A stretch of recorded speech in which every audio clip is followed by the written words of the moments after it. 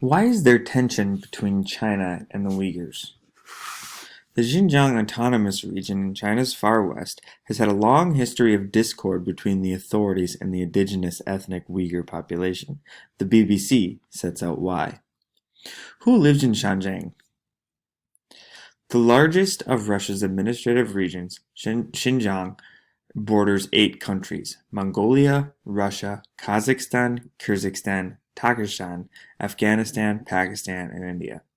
And until recently, its population was mostly Uyghur. Most Uyghurs are Muslim, and Islam is an important part of their life and identity. Their language is related to Turkish, and they regard themselves as culturally and ethnically close to Central Asian nations. The region's economy has largely revolved around agriculture and trade, with towns such as Kashgar thriving as hubs along the famous Silk Road. But development has brought new residents. In the 2000 census, Han Chinese made up 40% of the population, as well as large numbers of troops stationed in the region and unknown numbers of unregistered migrants. Has Xinjiang always been part of China? The region has had intermittent autonomy and occasional independence, but what is now known as Xinjiang came under Chinese rule in the 18th century. East Turkestan state was briefly declared in 1949, but independence was short-lived.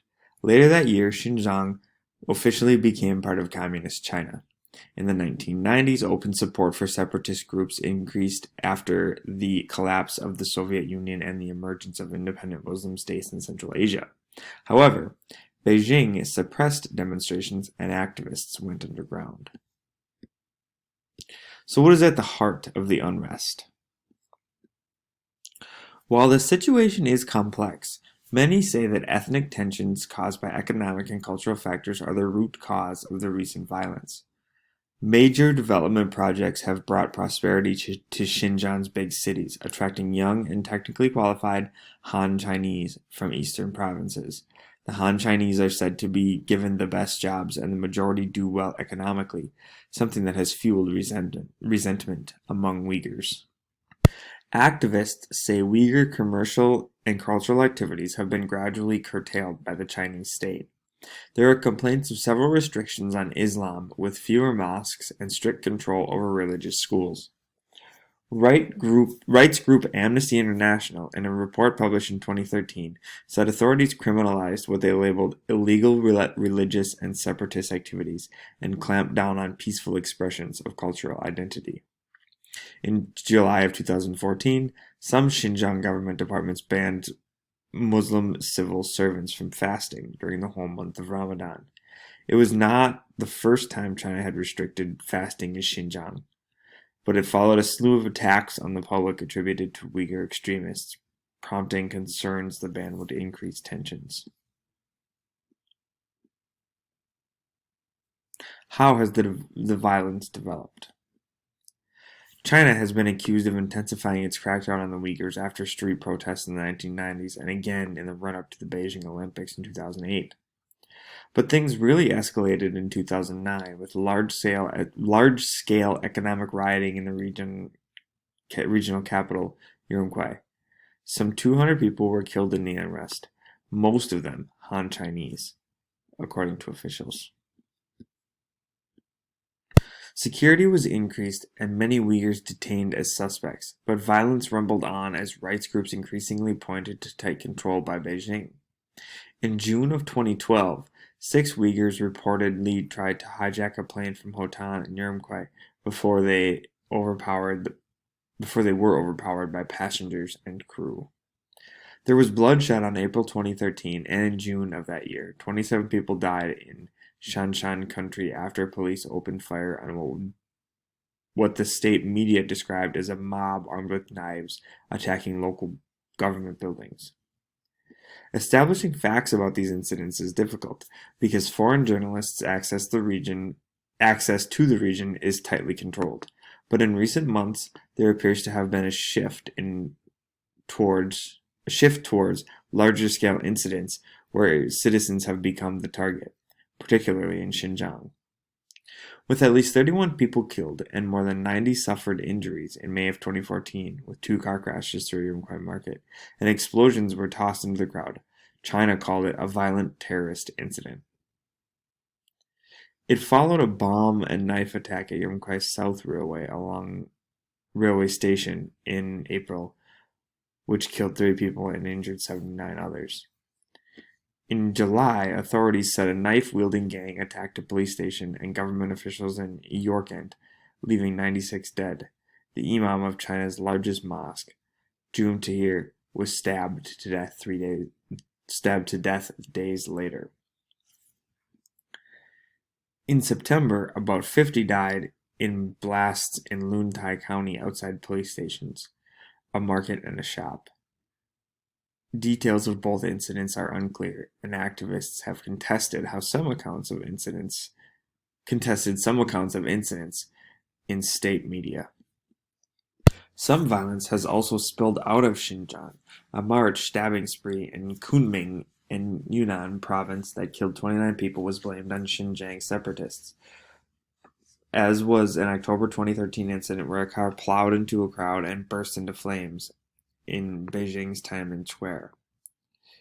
In response to the latest slew of attacks, the authorities have launched what they call a year-long campaign against terrorism, stepping up security in Xinjiang and conducting more military drills in that region.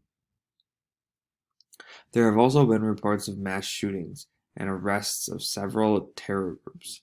Chinese state media has reported this long list of people covered by the government. Pause here to cut. There have also been reports of mass shootings and arrests of several terror groups. Chinese state media have long reported long lists of people convicted of extremist activity, and in some cases, death sentences.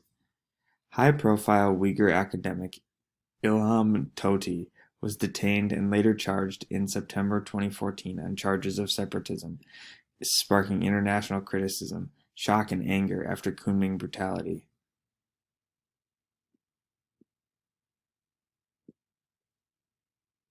Pause here to cut. Shock and anger after Kunming brutality.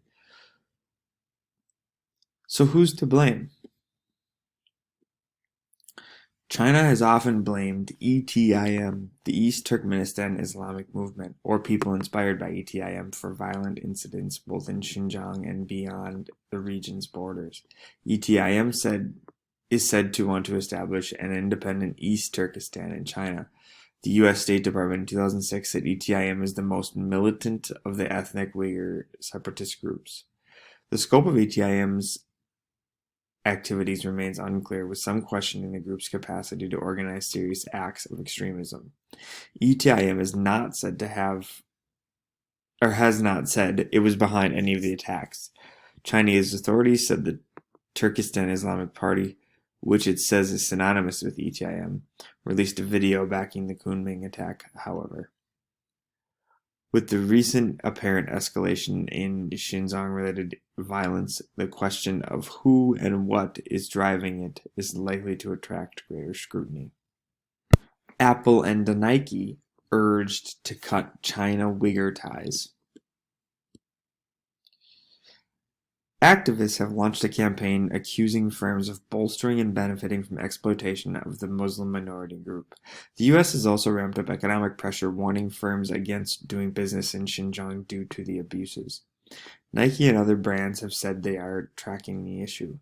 Nike said it was conducting ongoing diligence with their suppliers in China to identify and assess potential risks related to employment of Uyghur or other ethnic minorities.